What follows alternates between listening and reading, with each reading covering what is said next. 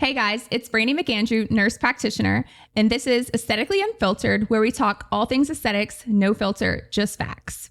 I'm here with Amber Littlejohn, and she is the owner of Brow Canvas. I'm super excited to have her. So say hello. Hi. So we're going to talk about all things business owning and entrepreneurship and kind of like the shit that goes on behind it and how we're still thriving. Yeah. Maybe existing.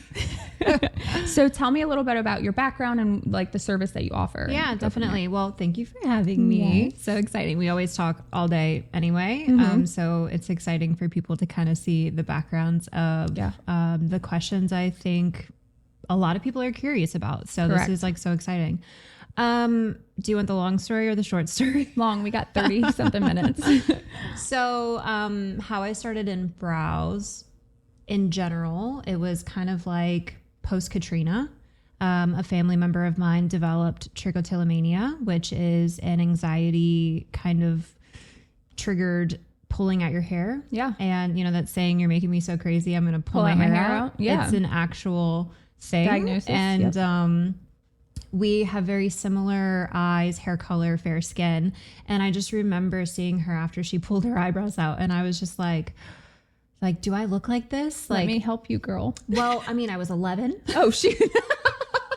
but I remember You were noticing eyebrows at 11. Yes, Wow. because we looked so similar. So I'm sitting there thinking like, is this what I kind of look like? You know, I mean, she's beautiful, which sounds like a self-compliment because we looked alike, but I was just like, wow, I have no eyebrows. So, I mean, fast forward to high school, I started filling my brows in with my grandma's brown eyeshadow. And I was also simultaneously working part-time in retail, you know, as a high school kid does. Yeah. And I would have people every day ask me about my eyebrows, like, who does your eyebrows? And I'm like, nobody. I do my own eyebrows. Wow. Like, and so the comments of, you should do that for like a job. I'm just like, do what? Like, it just wasn't like a thing Career. I think back then. Yeah. No, not at all.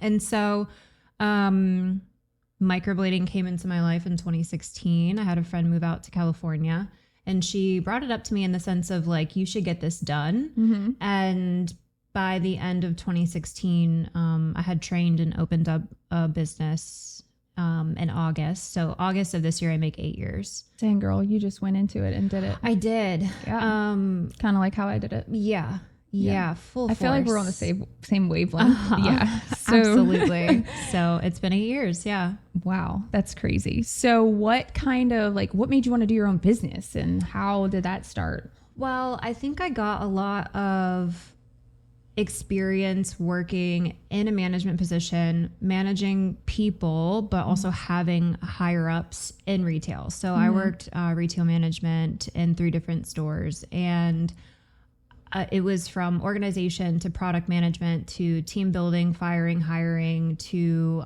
All the hardest things everything in the entire world. Yeah. Yeah. And so when I went to start my business, I kind of felt like I had all of those skills, you know? I didn't have those skills, just letting you know. Well, you're doing good. So, I mean, you can either learn as you go, or you can take things that you've learned from other aspects of your job. You know, I think people forget that they want it to be a career and have that like foundation, like a college degree.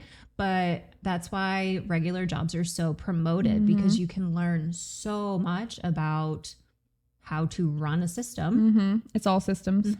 It's all systems. So And when something's not going right, it's a system failure and you figure out like what's causing it. Yeah. So I didn't see myself working for someone. I didn't have any experience. I opened up my business like a week after I took my training. That's ballsy. Yeah. That takes a different person. Like, yeah. I didn't even think about, I'm sure you didn't either, like, oh, this isn't going to work. Like I just did it. And No, that was wasn't like, an this option. is exactly. Yeah. So that's why we are where we are for sure. Absolutely. Yeah, no, quitting or failing wasn't ever really an option. I grew up really fast. You know, I had a single parent, nighttime bar shifts, and I was doing my own laundry at 10 and cooking us dinner because she had to work, and I got that. And I think that it really instilled into me, like, I enjoy responsibility. I like it when it's a less stressful responsibility, but Yeah, definitely. no, I went straight for it. And actually how I ended up on the North Shore, I had a Facebook message from a salon owner, J. Renee Color Studio in Covington. I love them. Yeah. And I always told Jenna, you know, if she wouldn't have asked me that, and if I would have said no, I really think the trajectory of my life would be so different. And I'm always like, you're responsible for the North Shore brow world for me, because she brought me over here. I didn't know that. So that's awesome. Yeah. And I had a business partner at the time that I spoke with about, you know, hey, let's bring our brand to the North Shore. And she was just like, I don't really want to. And the North Shore and the South Shore around here in Louisiana is like two different worlds. Yeah. So I can definitely see that being an issue. Even though it's a short little drive. I liked it. Yeah. So she said, go for it. And I did. And then I started working over here 4 days a week. And I was working in South Shore 1-2 days a month. Wow. So after the 2 years of that partnership, Were you like the only person over here at that time, or was there other people? Because I remember when I moved over back here, this was like 3 or 4 years ago, I knew who you were. I knew your name. I knew that your results were good. And so I had sent people, the minute that we opened, we were sending people to you, and I didn't even know you at the time. Yeah. But I just knew that you had good results, right? Yeah. So there isn't many options out here. I mean, I feel like now more there so. Are definitely. Yes. And we're going to talk about that, because I do feel like there are a lot more people that are just getting training and going and open up their business, which you did it, but it's different now. It's like, it's so different. Different now. And you know, the cliche, like, I walked so they could run, but I so feel that. I feel that. We didn't have Instagram trainings, like the amount of things that you can just learn by scrolling a feed that's there for the public. It's like, once you learn the lingo, you can really feed into the language that's the opportunity that you can go read, and just on your own, you can learn it. Whereas back then, you know, we didn't have to do all of this like Instagram stuff. But there is that upside for the people that are learning. Yeah. I do have a little bit more respect for a new age microblading artist or a permanent makeup artist jumping in post training than I would have to even myself 8 years ago. Back then. Absolutely. No, I agree. I feel like if I didn't start my business when I did, I wouldn't have done it, because now there's so many people that do it. And like, I just feel like now it's like, now you just get a nurse practitioner degree and open up a med spa like that. To me, that takes away the value and how much joy I used to like in creating my own business. But now I'm like, well, I mean, if everybody can do it, what's the point? Right. So, but there's also something to say about that too. I've been thinking so much on, it's like, we really jumped into a world of entrepreneurship so quickly, just as a society. I think during COVID, there was nobody like wants to work for anybody. Of like, you know, we're going to have a lot of small businesses.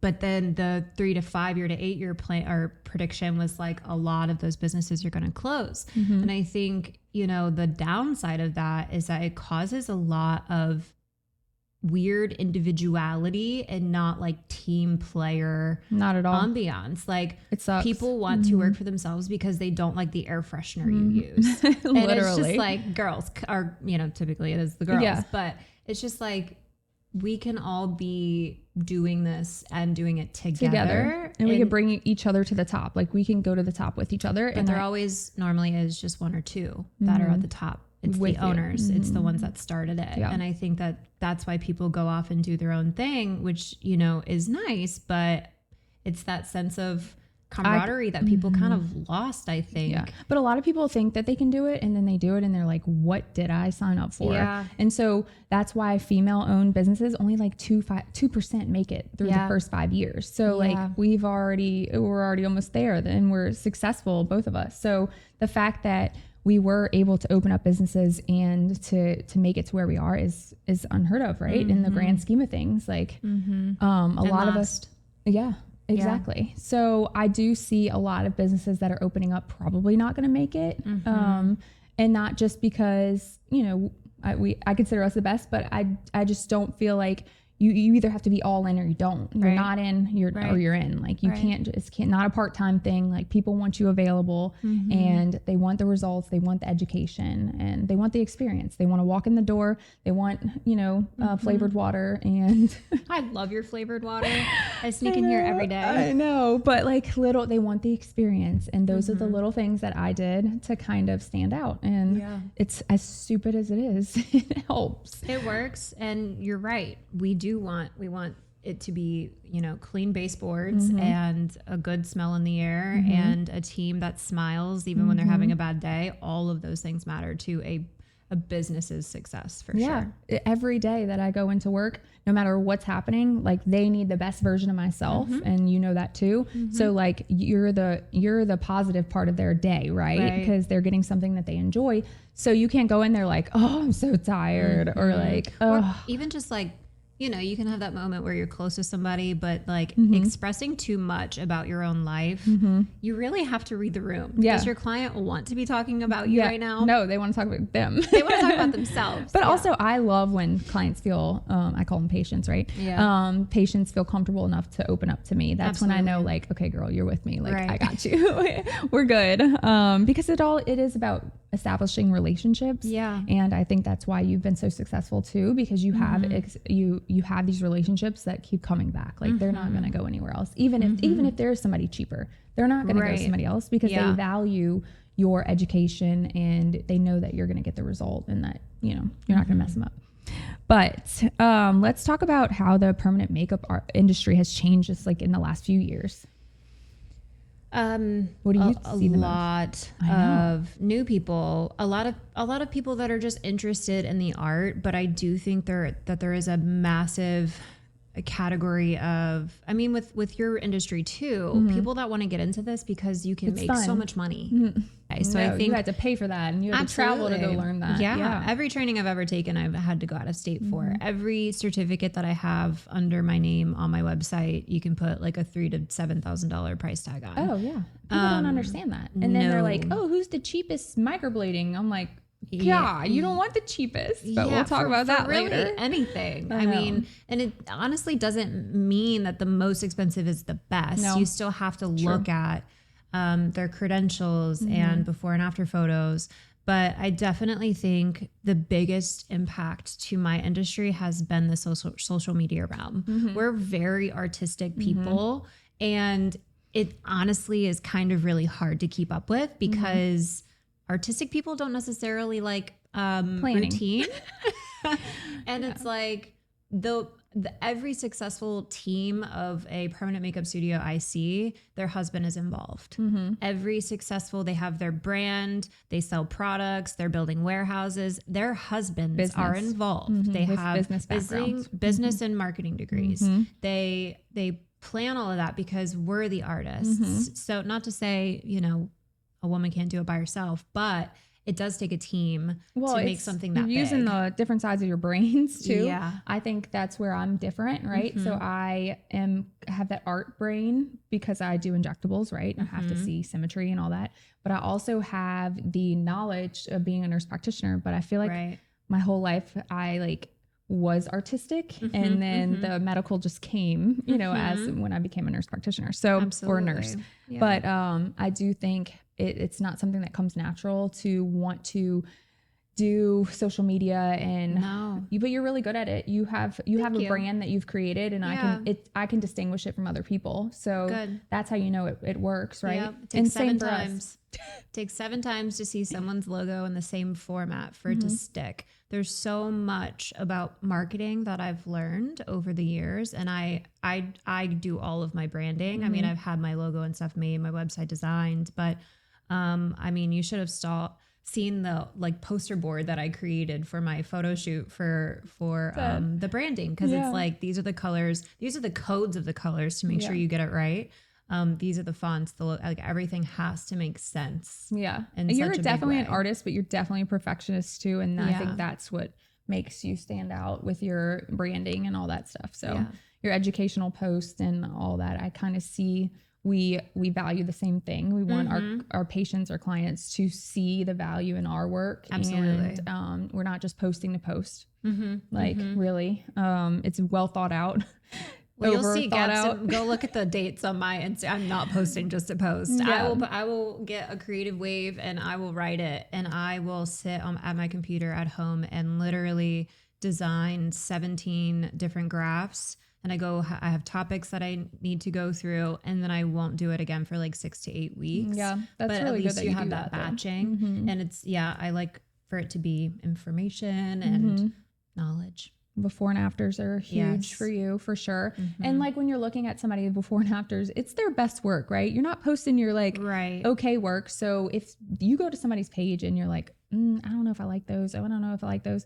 That's go to really them, good point. Because that's their best work. So I'm going through my pictures and that's my best work, right? So if somebody doesn't have before and afters, you better run for the hills, girl, because that's scary. Yes. Whether they suck at social media or they just suck at microblading or Botox or fillers or probably once a week, a message from these people. They're with a group of photo airbrushing and editing, and they try to like poach you. Yeah. They will literally just edit your photo for 50 cents. Oh my gosh. And then you're just selling fake work basically. We get messages from like fake filler companies that are out of the country and like for like more than half the price. So it's scary what's going on in this industry for sure. And I could see a lot of people falling for that, but then it's like, absolutely.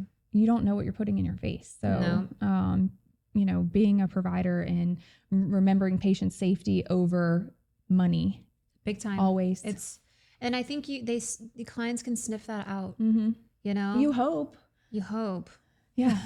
It's everybody's, the economy sucks. So they're going to go to this cheaper person. And I had to get over that in the beginning. I had to be like, yeah, it happens to me too. Even though I was one of the more affordable people, it doesn't matter. They can always find somebody cheaper down the road. And like, I was taking that to heart, and you can't, because you got to put yourself in their position. Like, you don't know how much money they have. You don't know if they're living off of one income, but it's also like, just invest in it. Go right the first time. I think when it's something that big, it's something you do have to make yourself have patience for, because if you waited a year and you did save up towards that, I do think it is more doable. Yeah. I have so many clients that come to me saying, and me saying, sorry, I can't do your brows because you have so much pigment. Yeah. And then it's, I don't want to reinvest. This is terrible. I've already spent $800. I thought she was actually cheaper than you, but the touch-up wasn't included. It was $175 again. Every time.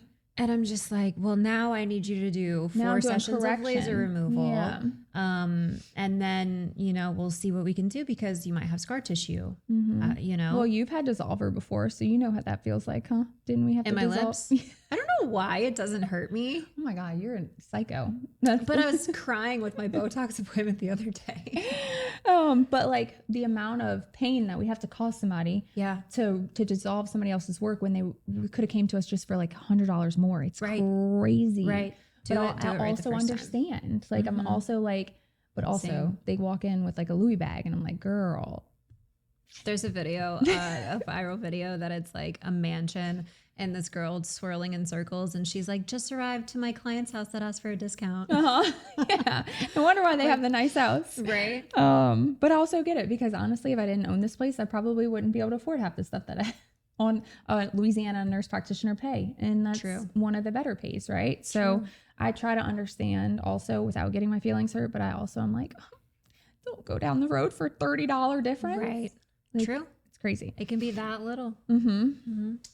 Let's talk about the dangers of going to someone inexperienced, because it's a little different for both of us. Yeah. So for me, the industry of permanent makeup, obviously I specialize in eyebrows, but there are more risky procedures like eyeliner. That's true. Lip tattooing, I wouldn't say has a huge risk unless it's the shaping, There are a lot of different things you have to learn, like anatomy, terminology, depth of the epidermis, the differences in depths of epidermis with the different skin types. You need to know all that. Just like so many things. And so I think Yes, I did open my studio very, very quickly post my training.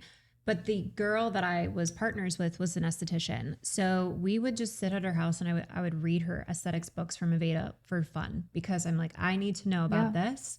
And there are certain things that you can't learn until you've worked on the skin, which is the feeling of it. Yes. It's even hard for me to train people on lips because I'm like, I can't tell you how I feel.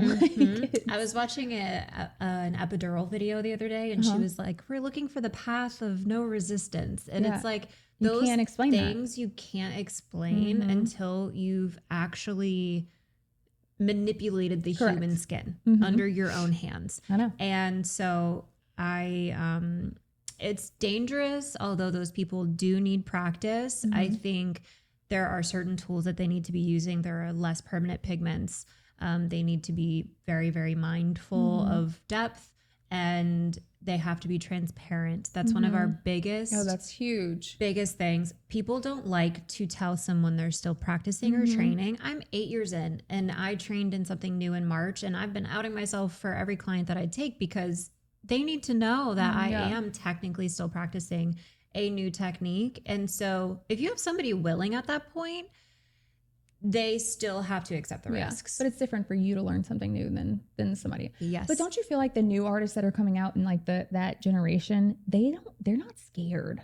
Do you feel like that way? Or like they're just like cowboys and they're just like, I'm gonna do this and I'm gonna make them pay this the same as somebody who's super experienced. And I don't know. I just feel that way. When I raised my prices almost 2 years ago, it was because a brand new artist in a close by city was charging more than me.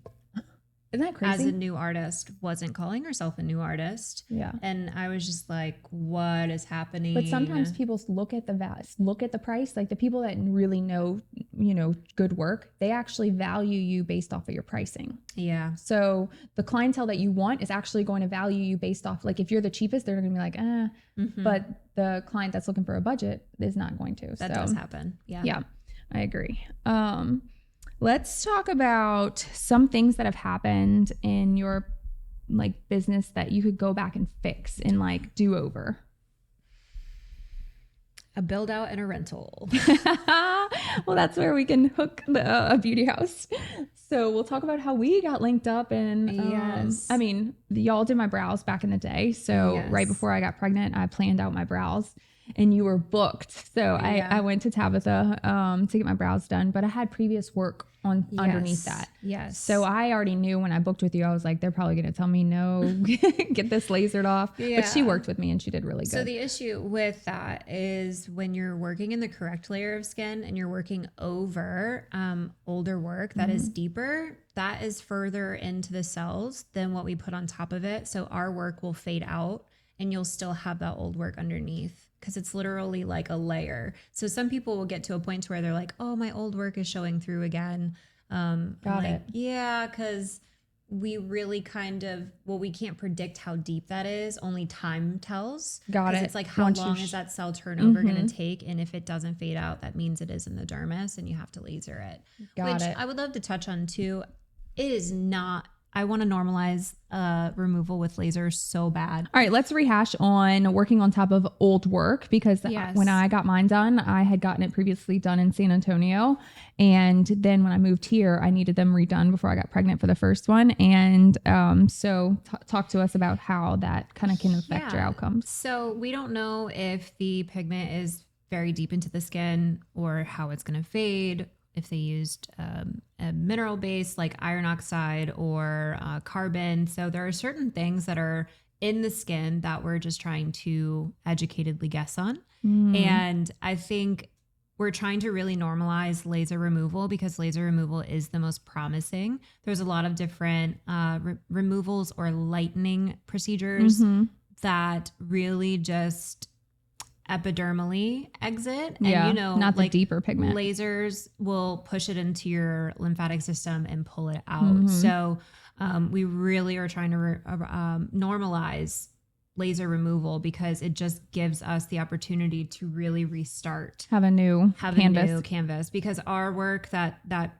correct layer of skin, that will then fade faster than what's deeper. And you kind of end up with the same brow as you had the day I met you. So do different artists go deeper? Like, not on purpose. And it, you know, people are like, can you go deeper so it stays longer? You don't want that. You do want the pigment to soften and fade over time because of the fear of color change. So as cells regenerate, you want those different sized molecules to fade evenly. Oh, gotcha. But the carbon is the smallest. So it does have more tendency to go deeper. And that's why we have a lot of ashy brows, that dullness, because it's a carbon molecule. So it's very, very small. There are bigger molecules that create the tones. So like oranges, yellows, and reds. Those are all bigger. That's why that leaves first, because your skin can grab it and take it out. Got it. That makes sense. Yeah. So yeah, I think that laser, I could see me doing laser in the future just to get rid of Fresh like start. the first visit that I had. Not that it was bad. It's just old. Yeah. I mean, I did Tabitha's brows. She booked with Brittany in Baton Rouge to get them lasered because we just want a fresh start. We started with strokes for her and then we moved on to combo, and it really has stayed for a long time. And back then too, we were using pigments that, you know, also, yeah. So things that you were doing 8 years ago, yes, you're doing something completely different now too, even in the probably the last 5 years, 2 years. Do you think that the brow, like, not industry, but like what brows look like, goals, I don't know, trends. Do you think they changed so much? I know in the 90s, I was like this big. Yeah, I think they do. And I think that that's why I always trust my client, that I want them to trust me when I say I want to create their brows into the most versatile way, like the most versatile brow possible, which means slightly more enhanced than your natural brow. Yep. Not a makeup brow, because those are going to change. So that's the trend that's going to change. So if you have a good base, you can do anything with that base. Correct. You can always add a little bit. Yeah. I know. I saw somebody on Mandeville Mamas. I was like, and I referred you, but they were like, I want these. I want brows, but I don't want these. And they posted a picture, and it was like the boxy, like really makeup-y brows. And so there are, you know, some goals for some people are different than I like the more natural, and most of my patients, that's why they come to me, is because I like more natural. Right. So I feel like that's definitely going to stick around. Yeah. Hopefully those. I think so. So it just, I think you can have a softer, thinner brow if your microblading or your permanent makeup, your hair strokes are softer. Yeah. I want my brows to be as thick as yours though. See, and I have mine filled in. I probably added like a millimeter of thickness because I did camera makeup. Yeah, so that's true. You know, I never want to have to fill my brows in again. It depends what you're doing. I mean, I wish I would never have to cut my hair again or shave my legs too. Well, actually, we do have laser removal for that. Yeah. So my husband's like, well, you lasered your whole body, but like, what if body hair comes back in? I said, well, then I'm going to be the odd girl out. I have no hair. I'm like a baby seal now. What if body hair comes back in? When it comes to your eyebrows and stuff, there are things you can do to reverse that. So yes, definitely if you recommend somebody that you can do that through, but hopefully in the future, it's something that maybe you and I can offer. Absolutely. Let's talk about how we got linked up in the beauty house. So if you're familiar with Louisiana and around here in Mandeville, we own the Aesthetic House, which is a med spa. And then we have salon suites next to us that is called the Beauty House. And basically, whenever I put those rooms available, there's 11 rooms. And when you messaged me, I was like, you got to be shitting me. So like when she messaged me, I was like, oh my gosh, this is like the best person on the North Shore. I was getting other people that were sending it. And I was like, ooh, I didn't like that work. And like, I want to refer people. That's the whole point of the Beauty House, is for me to refer people to you to refer to me. It's genius. One-stop house. One-stop shop. But I wanted the people that are in there. I don't want just to collect rent. Like I want people that I'm going to be linked to and that we can benefit from being next to each other. I mean, it's a hard world out here owning a business. And so if we can link up with other women that just send patients to each other, like, I mean, you can't get better than that. So I came to you and, it was like 2 months before my wedding. Oh, really? Dang. And you helped me with some misplaced filler in my lips. Oh, yeah. We were at the old location. And it was like our first time meeting in person, even though you had come to Tabitha at the studio. And I was just like, hey, I think something's wrong with my filler, and I get married in 2 months, and you started sweating, and you were like, why are you doing this to me? What like, the heck? Seriously? Yeah, just like 2 months. Yeah. I need to like spot treat. It's better than and 2 spot weeks. treat. Absolutely. And so walking in and knowing you like virtually, right? Like we all do. I know, it's weird. I just felt gravitated to your business mind and your team and your style. And there were certain things that I had always kind of wanted to redo or reverse back to, that I saw you heading into that direction. And so aside from you being very honest, teaching me very simplistically, this is wrong, we can do this to fix it, do you trust me? I just felt like we were very similar, and that you did know what you were talking about. So then, you know, my wedding happened and I loved my lips and everything looked great. And then you opened the beauty house and I came in here to say hi. And then I was like, come talk to me. I was like, wait, what? Yeah. You were like, okay, is everything all right? Okay? I'm like, well, I think I want to move in. And I was like, huh? Because I had been to your space and it was beautiful. And I know as a business owner and an entrepreneur, it was not cheap for you to do that. So not at all. I knew if you were willing to move, that it was for a true reason, and that I was interested to know that reason because. Yeah. And I think people want to know, but it's that question you don't ask. But for me, I had a calling to revert back to simplicity in my life. My husband and I, you know, we got married in October. We've been together for 5 years. We've always said that we wanted to start a family as soon as we could. And I do think alongside the explanation of entrepreneurship blow up, that our fundamental like grounds to be women in business and have a family is not very supportive. And so my husband has an incredible career. I love what I do. I don't need to keep chasing a dream that I once had, which was something massive, a beautiful big team and all these photo shoots that we do. And like having that image, I think with social media being so big, I got caught up in looking at everybody else's idea of their success. And I really just like swallowed that pill as if it was my own and woke up one day realizing it wasn't. And the stress was affecting my physical health, my mental health. You know, luckily it wasn't affecting my relationship, but I, you know, things like that do happen. I could see it going there. And, you know, when I told him I wanted to downsize after moving into a 2,000 square foot studio, spending $45,000 in a build out. I knew. I mean, I was like, something's definitely going on. And I honestly was like, I might rent a room with you.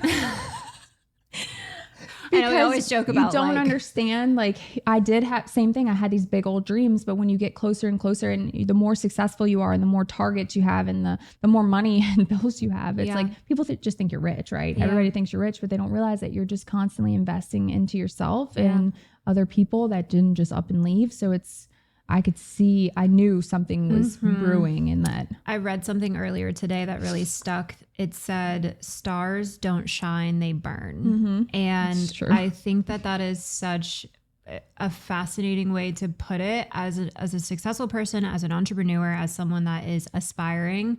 It is really difficult. And I think you can just control how much you're willing to burn. And I think for me, going into my 8th year, like when I hit a decade and I'm, you know, mid 30s and I have kids, like how does this look? How much hustle are you willing to give then? And I gave a lot already. And I really wanted, like I said, to revert back to simplicity and focus on the 3 things that I originally loved the most: doing my clients' brows, teaching, and running my own business. That does not mean it has to be a massive thing. No, I agree. So, oh my gosh, I totally relate to that. The bigger you get, the more, you know, responsibility you have, the more people you have. And and like I said, people are the hardest thing ever. So the recent things that I've been through, I'm just like, oh my God, can I go back to rent my own room and like just get back to injectables? Because at this point I feel like I'm doing everything but just injecting. Right. So, and that's what I love and I'm good at. So it can take away the joy of something that you really love by taking on too much. And I think you can relate with that. Yeah. And we're both pretty perfectionist. So, we have to be careful because we will outwork our own, You keep going and going and going. And until then, you're burnt out. People are like, oh, you're doing so great. What's next? And then you're like, can I breathe for a second? Like, why is it what's next for you? You're like, I'm a show pony. Like, I'm not down with that anymore. Like, get your own thing. I actually feel bad for everybody that's trying to keep up with me because they have no idea what I do on the daily. Oh, you know what I mean? Like, Brandy, what can I do for you? I know. I run into her in the halls and I'm like, I have a screwdriver in my hand. Like, don't worry about it. Yeah. There's a hole in the wall. Cover it. I know. I got you. You've been great at like helping me, thank you. balance the beauty house because it's really hard to manage everybody, even though y'all are so easy, but it's still, punch list stuff we're still doing and figuring out all the employees and, And in our positions, I think something to be said is it's so hard to delegate. When you have so many things, delegation feels like another massive task. Longer to delegate than to do it yourself. I feel that way. Which is the perfectionism too. Yeah. So I know. Same with my husband though. When he's like, can I do something? I'm like, oh, it'll take me longer to tell you how to do it. But then I'm going to have to do it after you anyway. Exactly. But thankfully I now have a team, that I can delegate a little bit, even though I'm not the greatest at delegation. If I don't delegate and start being better about that, I will burn myself out. And I know that. So I'm kind of figuring that out. And I've been clocking out more at night and on the weekends. So it's been a little better, So yeah, basically just downsizing, making it more of, joy and passion rather than making all this money. The money only gets you so far if you're spending it. Well, and when you look at the overhead of a massive place, why doesn't it ever even out? Things are still the same. Yeah. Because it's just like, it takes so much money and then you can never kind of climb back up. There are such thing as financial holes in business and bankruptcy in business. It's so common. It makes sense. Yeah. Because you do this thing, things are going good. You're making money. And you slow down for a month. And then you slow down for a month. Shit. So we feel and then you slow down for 3 months and then you're like, okay. Yep. And then you have to be able to pivot.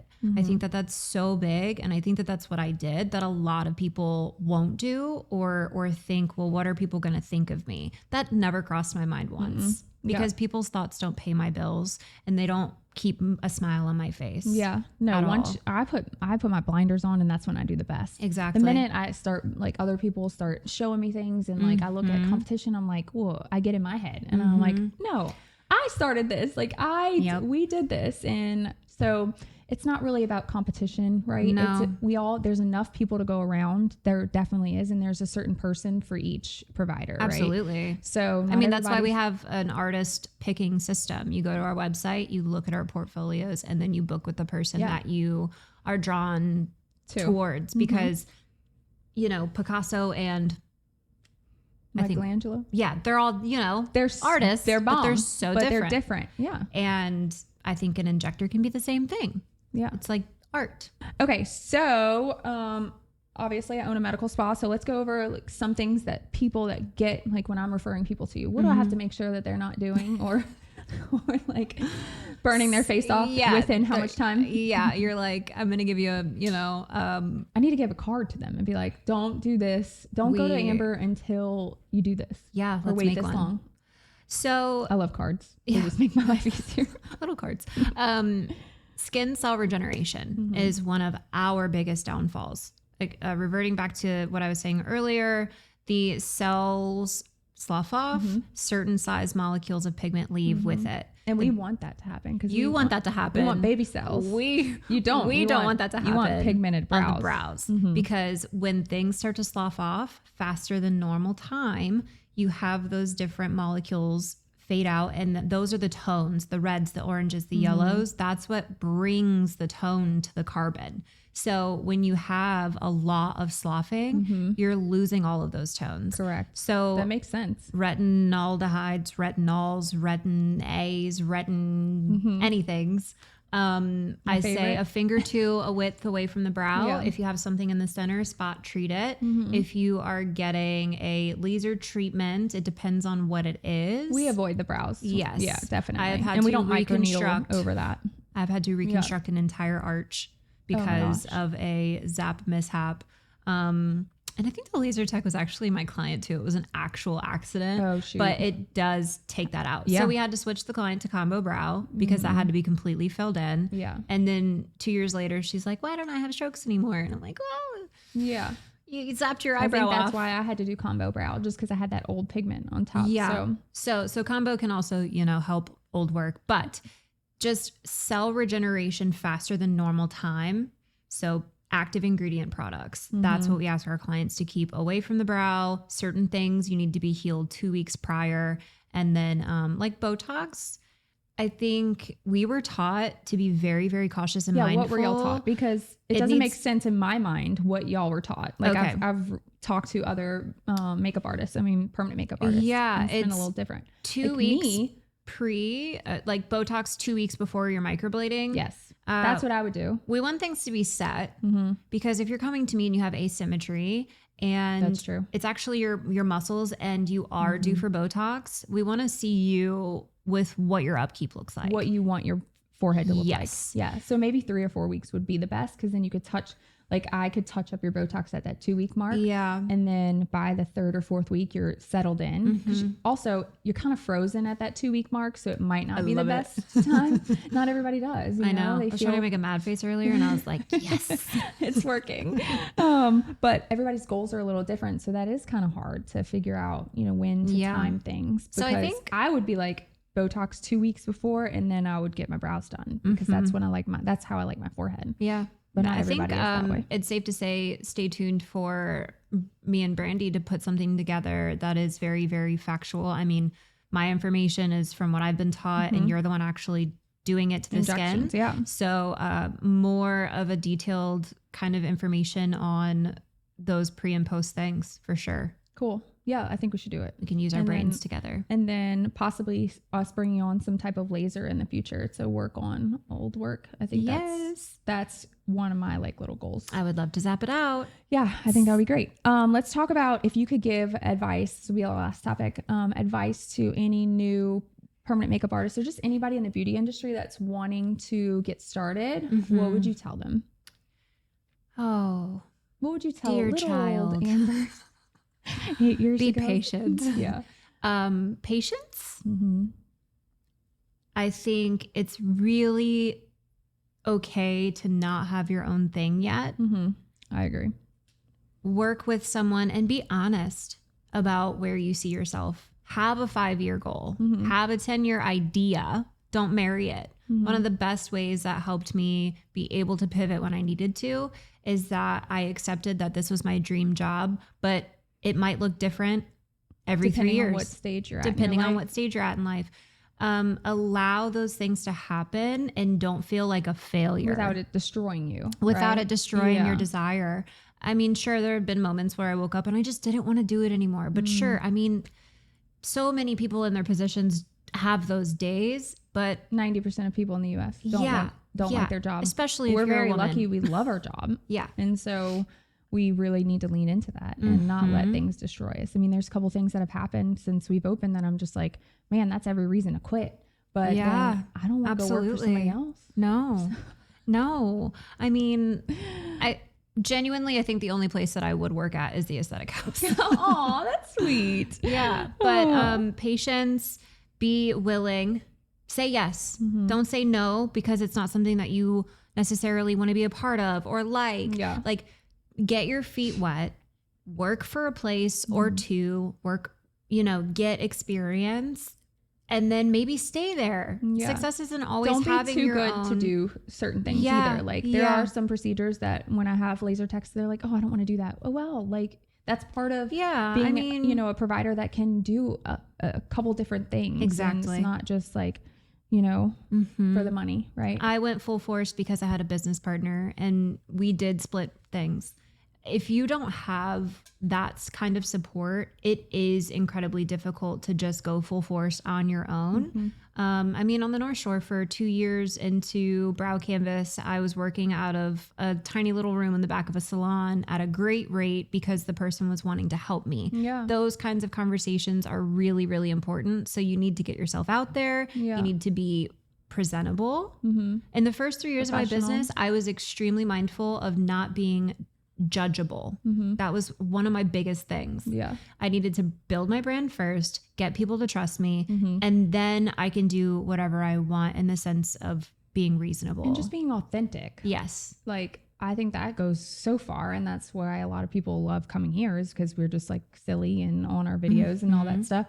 But ultimately, we're giving them a medical procedure. So it's like, there's a fine line between the two. And I think we established our professionalism long ago. And then we were able to kind of trickle in the funny, relatable stuff. So no, I'm super excited that you were able to come on and we were able to talk business. Me too. Even though we talk it all the time. All the time. But Like, Brandy, I need you. I feel lucky to have you next door and have, you've referred so many people to me. And I think it's a great partnership. I agree. And so I can't wait to keep growing. Yes. It's so exciting. All right, guys. So this is the end of episode 6. We have more people coming on, so stay tuned for that. But thank you for tuning in, and we'll talk to you later. Bye. Bye.